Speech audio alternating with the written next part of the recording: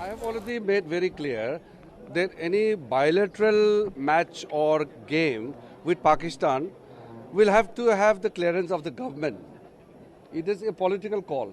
But if it is a multilateral sport or a sporting event organized by the international bodies, then we can't take our own isolated stand. We have to be very clear. Otherwise, I cannot just go on commenting on every matches or every game.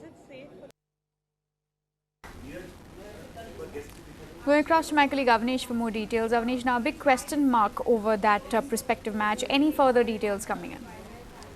I mean, it comes as a shock, Vandana. I mean, we're all sitting here in the comfort of our studios, and of course, the political tensions between the two countries has taken a nosedive, especially after that Kashmir verdict which came out. And when you put everything in a context, we simply have to take security as a topmost priority in this matter. Now, of course, the ITF themselves will be looking into this. They're going to give up their verdict shortly, is what we understand. But the bottom line remains is the fact that it is not safe enough to play in Pakistan. It's not just India raising this concern, it's other South Asian teams, it's other teams who've actually been fixtured to play Pakistan in Pakistan. They've requested the ITF in the past, and the ITF have given it serious amount of consideration and moved certain ties to neutral venues. Now, Pakistan are in many ways adaptable to playing in neutral venues. We've seen that in cricket, where they've shifted their base completely to the United Arab Emirates, and in this case, in the tennis court, they could be probably playing in Kuala Lumpur, in Malaysia, somewhere else, maybe in Thailand, because we saw way back in 1971, if you cast your mind back, the last time India-Pakistan, a Davis Cup tie happened, it was 48 years ago in Kuala Lumpur, where India came out winners in that one. Now we have to cast our mind back 7 years before that, in 1964, when India and Pakistan took on each other in Pakistan. That was the last time, remember, 55 years ago. So there's lots of history riding on it, make no mistake about it. But what we're hearing from the Sports Minister, Kiran Rijiju, his stance remains firm. And he says that, you know what, we're going to be absolutely safe at all costs. We don't want to take a single chance, because things can escalate. And it's not really one for me to comment, because in many ways, when we take this popular look of sports and politics together, it's an absolute no-no, and it doesn't change in the world of tennis as well. Absolutely. Meanwhile, how has Pakistan reacted, Avanish, to this entire controversy? Well, Pakistan have reacted in a fair manner. We got to give it to them. They, of course, were expecting this. The hostility between the two nations, like I said, has, of course, gone up to the nth level. And I don't blame any of the governments, because, of course, they're going to be coy. The last time Pakistan came to India was in 2006, and they lost in Mumbai, remember. So lots to play for. India, no matter what happens, wouldn't like to boycott this particular tie, because the implications are large. The ramifications are huge. If India, mind you, who will be going into this tie as favourites, considering they have Prajnesh Guneshwaran in fantastic form, he would look to seize the opportunity at best. Now, if India, of course, lose or boycott this draw, they don't make it to that World Elite Group qualifiers, which is big, big news, not just for tennis fans, but generally as a tennis country progressing forward as India has, how we've seen in the past. So lots to decipher in the next, say, 2 to 3 days. We heard from the Pakistan camp that they don't mind that the neutral venue would be dished up, but sooner rather than later is what we're hearing from there. We also heard from the IATA president last night, I think, and he went on to say that a neutral venue would probably be best in this particular situation. India's non-playing captain Mahesh Bhupathi was also very vocal in his disappointment about how it's really escalated between the two tensions, and it's always going to be there. We've seen that in cricket as well. What, 11 years ago was it, 2008, when we cut off bilateral ties with them? I think it's high time that we have to take a stance in the tennis world as well and say, you know what, if we're going to play Pakistan, it's going to be on neutral ground, and then we can really show them our caliber on the tennis court.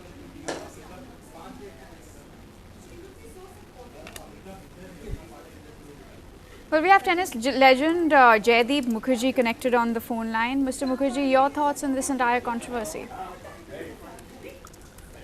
Well, as in the papers today, they decided they will play in Pakistan.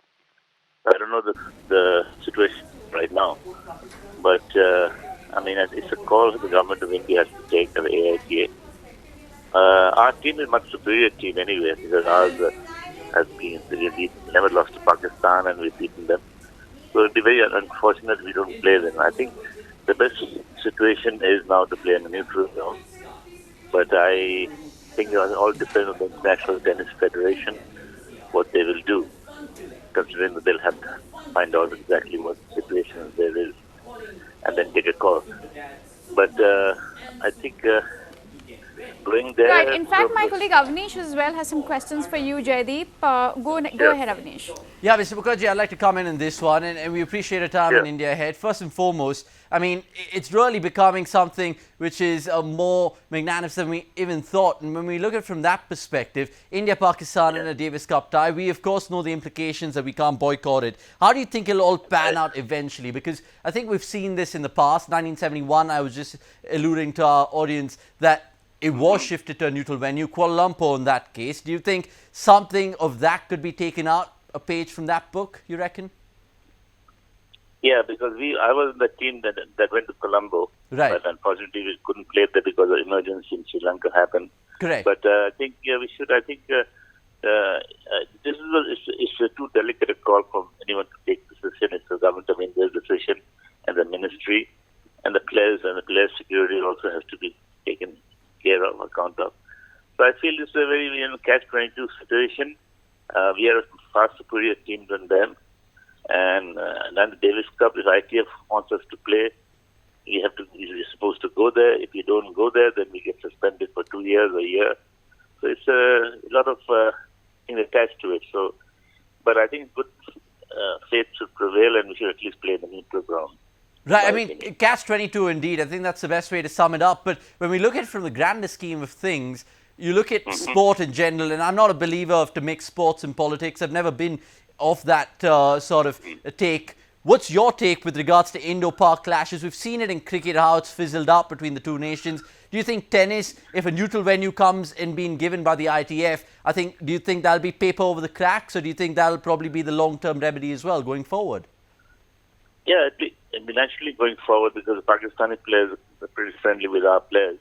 But as I said earlier, that their team has nothing to write home about compared to ours. So I think it's not an India-Pakistan cricket match where the whole country both the countries involved, and so this is a different game. We are a far superior team, and it'll be unfortunate we don't play. Right, and lastly, from a tennis perspective, I mean, the fans must be buzzing because Prajnesh Gunneswaran has shown absolute immaculate form, if I may add. And the fact that he starts his favourite, he'd be relishing this opportunity to seize it if given the chance. Who's this? Gunneswaran? Yeah, Gunneswaran. Yeah, Gunneswaran. Yeah, he's playing pretty well, but yeah, he's ranked in the top 100, and I think he should play. But as I said, they must be talking to a few people too and finding out the situation and talking to the all India tennis and government, etc., etc. But at the end of the day, as I said earlier, it's a difficult call the federation and the sports ministry has to take. Absolutely, and we'll wait and watch how really this space will progress. But we appreciate your time as ever, Mr. Mukherjee there lending his thoughts. And Vandana, food for thought really, because 55 years ago, 1964 was a year where India, of course, beat Pakistan in Pakistan. I don't think that'll happen in 2019. Hopefully, it'll be a neutral venue. And if given the chance, you can bet your bottom dollar, it'll be Prajnesh Gunneswaran who'll come out on top in that one.